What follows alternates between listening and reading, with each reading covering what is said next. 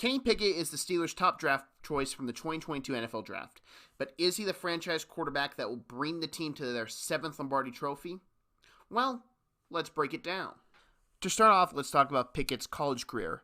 Pickett had a mediocre start to his college career. His first 4 years weren't anything special. But to sum it up, his senior year in 2020, he had a 61% completion percentage and only 2,400 passing yards. Also 13 touchdowns and 9 interceptions. Nothing great or even good for that matter. But luckily for Pickett, he was able to return to college football due to the COVID year granting players another year eligibility. In his final year at Pitt, he made drastic improvements. 67% completion percentage, 4,300 passing yards with 42 touchdowns and only 7 interceptions. Huge improvements under offense coordinator Mark Whipple. Now the question is, how will he adjust the NFL with the Steelers offense? We have to first talk about the players around him that he's going to have playing with him every down. And up first, let's get the negative out of the way and start off the offensive line. The Steelers' O-line had a rough preseason, but the big concern is left tackle Dan Moore. He is the most crucial point for the offensive line with protecting your franchise quarterback, being at his blind side. I know he looked really rough preseason, but I wouldn't sell my stock fully on him just yet, from comments made by Duke Manyweather, one of the smartest offensive line minds in the game.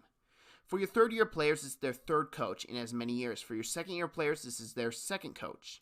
It takes time, and when someone asked him about Dan Moore, he said this specifically. Still hands and strike timing. Last year with AK, it was more traditional two-hand strike. Now with the new coach, he has them doing different things with independent hands. That stuff takes time, and time under tension at that. Duke is one of the smartest O-line minds out there, and if he's telling people to stay calm and be a little bit patient, I have faith in his word. Now, let's talk about the positives about the Steelers' offense. And up first is running back Naji Harris. Now, I'm not the biggest fan of Harris. I think he's good and can be a top half of the league running back, but I don't see him ever being a top 5 without a massive leap forward. But the positives of Harris are simple. He's a physical runner and is hard to bring down on first contact and can catch the ball out of the backfield. Harris can give Pickett a dump-off option if the secondary has good coverage or if the defense brings pressure and he needs to get the ball out quick. But Naji isn't the only dump-off option that can make a play, and that guy would be Pat Freimuth. Freimuth is entering his second year and might turn out to be the best pick by the Steelers in their 2021 NFL draft class. He's good at blocking at the line of scrimmage, but he's also got really good hands. In his rookie year, he had 60 receptions for 500 yards and 7 touchdowns. That's great for a rookie tight end who typically take a year or two to adjust the NFL game. But what Freimuth brings is a great option for Pickett on any down or distance. But to go in depth about the receiving targets, we have to go to the main event, and that would be the wide receivers. Their wide receiver room has a stockpile of talent, but let's start off with the 2 rookie wide receivers, Calvin Austin and George Pickens. Both are rookies, so we really don't know if they'll fully adjust the NFL game, but man, they have the talent.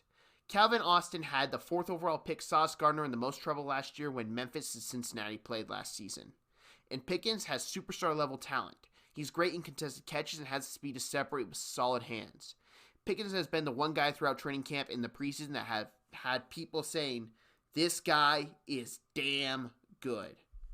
But they aren't their only options at the receiving group. The guy who will be playing the slot this season is Chase Claypool. Claypool didn't take a jump from his rookie year to his second year like everyone anticipated.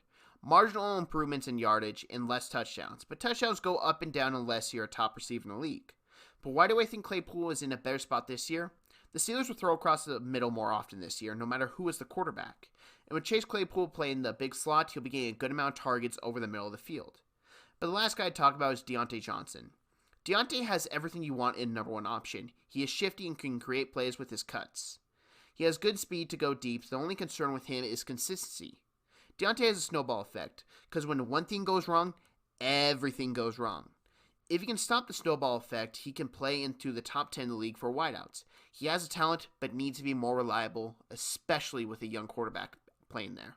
There is one last thing I want to cover before I go into my overall thoughts, and that would be the 2 Steelers coaches working directly with Kenny Pickett. First, Steelers quarterback coach Mike Sullivan, who has been working in the NFL since 2002, minus 2 seasons in there. He has plenty of experience in the NFL, most notably working with quarterbacks Eli Manning and a young Jameis Winston. Now, Pickett is more like Manning than Winston, play style-wise, so I'd say focus more on that than a gambler-type quarterback that he worked with prior. He makes his bread and butter off making accurate throws in the right reads. But the other coach to talk about is offense coordinator Matt Canada. Canada doesn't have a lot of NFL experience, only coming to the NFL in 2020 as Steelers quarterback coach. In the 2021 NFL season, he was named offense coordinator. And I know a lot of people weren't high on him, but listen. Matt Canada did not get to run his offense last year. It was what Ben wanted. That's what they were doing.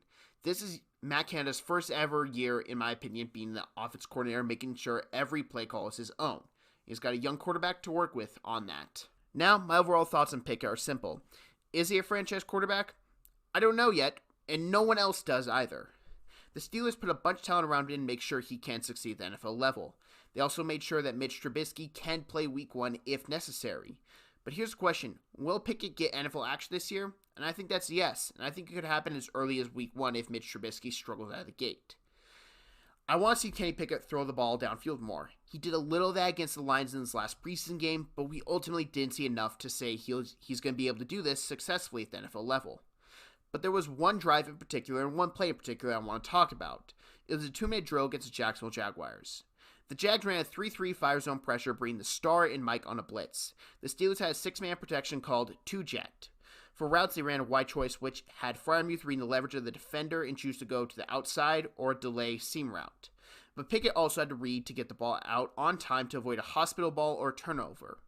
Both Pickett and Freimuth read the defense properly, which led to a big play for the Steelers in a 2-minute drill, with Pickett standing in the pocket while delivering it, having a guy right in his face. That play alone gives me hope that Kenny Pickett is something for the Steelers. As a Steelers fan, I hope he is. I'd like to thank everyone for watching. If you like this video, I'd appreciate if you hit the like button. And if you want to debate me on Kenny Pickett, go down in the comment section. I'll be more than willing to have a conversation with you about him. Now, if you want to come back for next week, hit the subscribe button as I cover the Philadelphia Eagles and how I see their 2022 season ultimately going.